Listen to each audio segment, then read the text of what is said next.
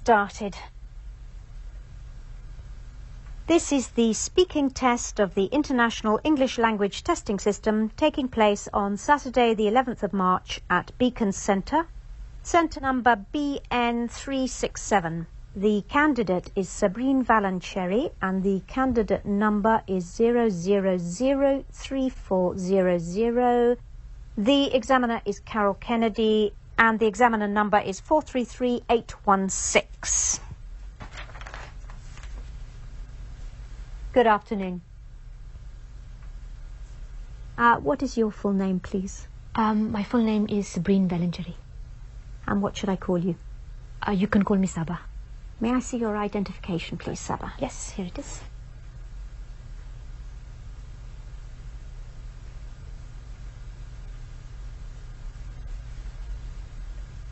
Okay. Thank you.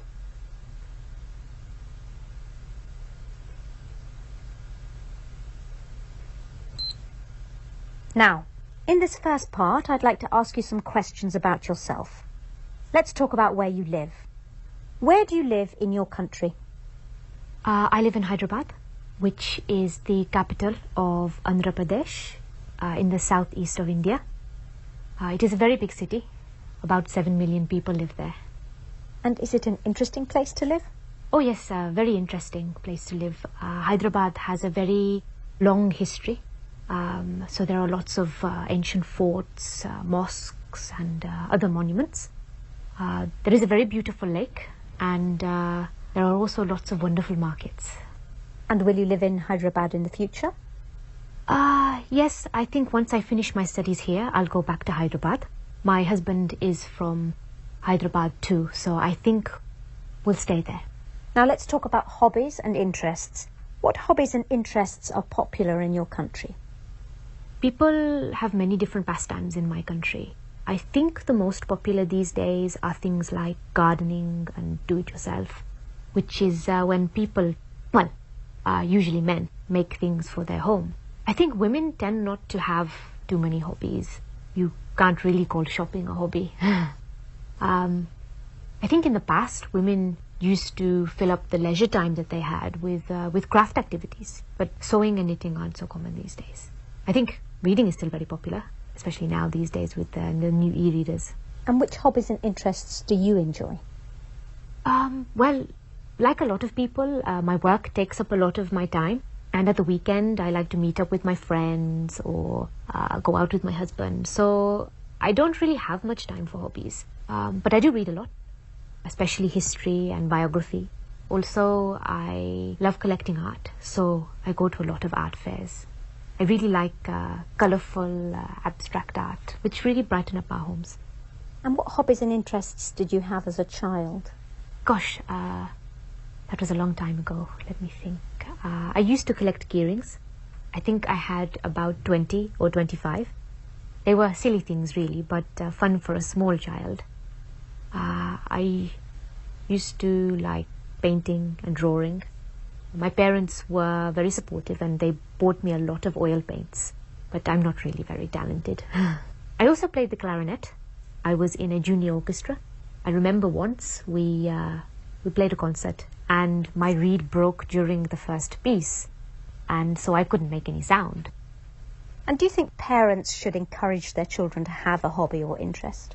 Oh yes, very much so.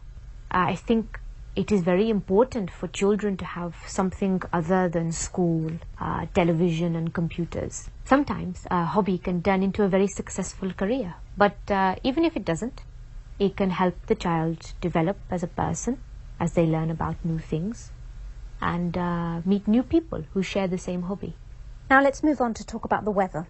Do you prefer hot weather or cold? I think I prefer cold weather. I know most people prefer hot weather, but it is always so hot in my country that it is such a nice change to feel the cold.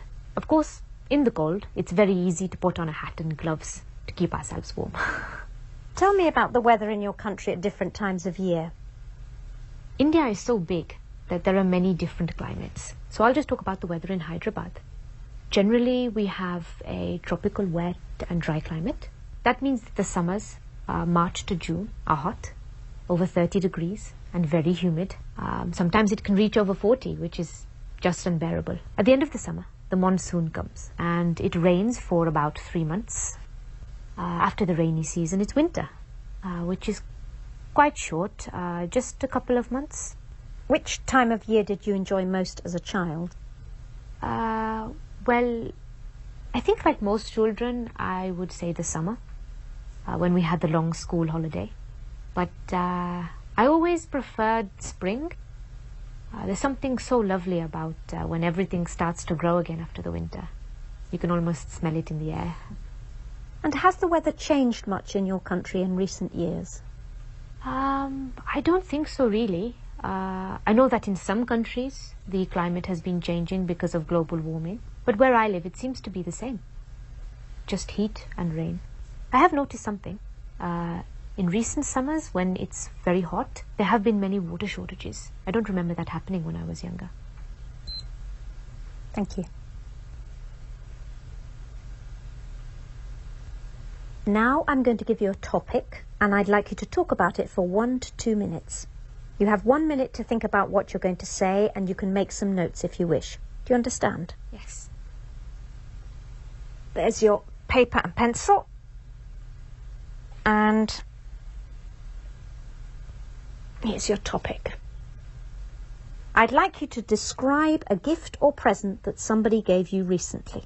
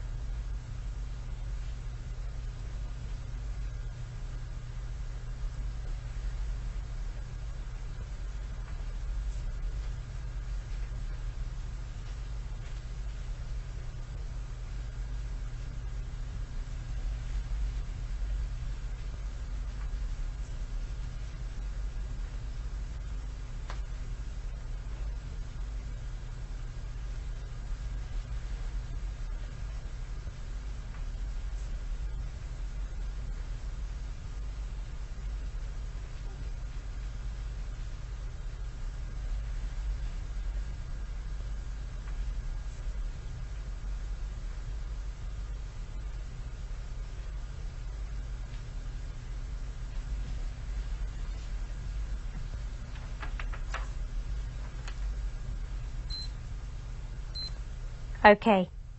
Now you have 1 to 2 minutes for this, so don't worry if I stop you. I'll let you know when the time is up. Could you start speaking now, please? I'm going to talk about a present my husband gave me last year for my birthday. We had gone to Istanbul for a few days. My husband had always wanted to go there. Anyway, we had a few days holiday from work and we decided to fulfill my husband's dream. As I said earlier, I'm really interested in art, and so even though I had no real desire to go to Istanbul, I was totally captivated by all the beautiful buildings and the wonderful arts and crafts that were available there. The Blue Mosque was my favorite building. From the outside, it looks just like a typical Ottoman mosque, but inside it is quite startling. The large windows with the light reflecting on the exquisite blue tiles made it just breathtaking. I asked one of the guides about the tiles, and she told me that they were from Iznik and that they are still made today. When we left the Blue Mosque, we walked down a pedestrian lane full of shops, including some tile shops. In one of the shops, the owner told us that the tiles were made in Iznik. Anyway, one of the tiles really caught my eye. Actually, it sang to me. It was of fish, 4 big fish, and lots of little ones, all in different shades of green. I really wanted it. But when we asked the price, it was very high.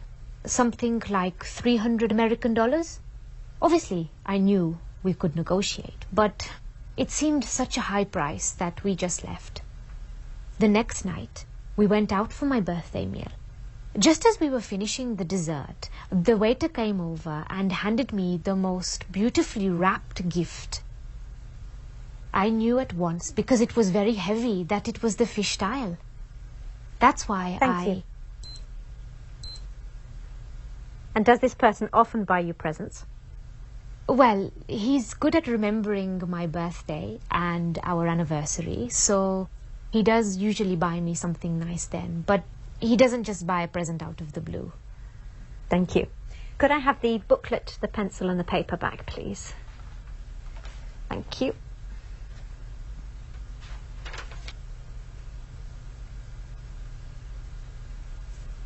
Now, you've been telling me about a present you received, and I'd like to ask you some more general questions related to this.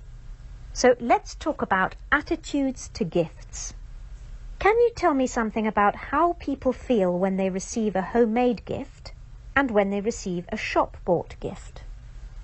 Well, I think as with everything, it depends on the person and the gift.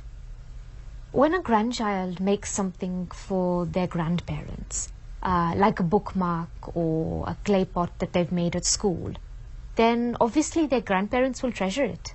For adults, I think it's a bit different. If people are going to give homemade gifts, then they need to be of really good quality. Why do you say that? Well, when children make things, it's the thought that counts. But when it's adults making things, it has to look like the present is a proper present, rather than something they've made just because it's cheaper. Of course, the thought still counts, and in many ways, our time now is more important or precious than money.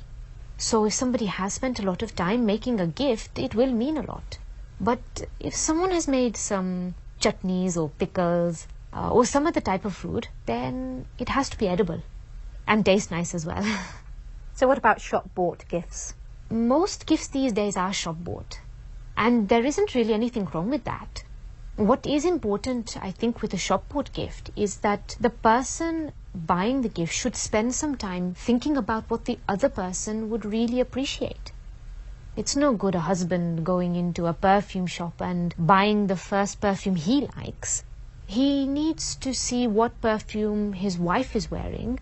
That shows his wife that he's paying her attention. And do you think that children get more pleasure receiving gifts than adults do? Yes and no. Obviously, children love receiving gifts, but children do generally get a lot of gifts. Children these days are spoilt and they get too many gifts. So the more gifts they get, the less they value them. Adults, on the other hand, generally have the resources to buy things for themselves. So if they really want something, they can buy it. Of course, this then makes present buying for adults much more difficult. But of course, there are things that we like that we can't really afford, or we can afford them but can't justify their expense. What sort of things are you thinking of? For women, it might be perfume or a day at the spa or a new pair of party heels. For men, usually something to do with their hobbies or books or CDs. Do you think that more people get more pleasure giving or receiving gifts? This is a tricky one. Why? Well, I think most people get pleasure out of both. Of course, it depends. We may not get a lot of pleasure out of giving gifts to children who we know may not appreciate them. But if we have found the perfect gift for someone we love and we know it's going to make them happy, well, then this will really fill our hearts with joy. Similarly, if someone receives a gift of something that they don't really want, or they can sense that it has been bought out of haste, then this isn't really going to make them feel that good.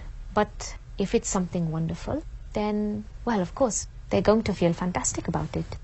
Let's move on to talk about the commercial aspects of giving. How much do advertisements influence people when they buy gifts? In my opinion, probably not too much. I mean, most adverts are for things like cars and household products, which aren't really gifts. Although a lot of young people like to be given new phones and other gadgets. So if a parent isn't sure which model to get, then they could be influenced by advertising. And do you think that some festivals have become commercialized as a result of the emphasis on buying gifts? Oh yes, definitely. Yes. In fact, I think it's much worse than that. It's not just the old festivals becoming commercialized, but so-called new ones being created just for the sake of present giving. Can you tell me more about that? Yes, things like Valentine's Day and Mother's Day, these aren't Indian traditions, but suddenly we find we have to buy a present for our spouse on Valentine's Day. And while it is nice to recognize how important our mothers are, surely it should be something we do every day, not just once a year when we buy her some chocolates. Thank you very much, Saba. That is the end of the speaking test.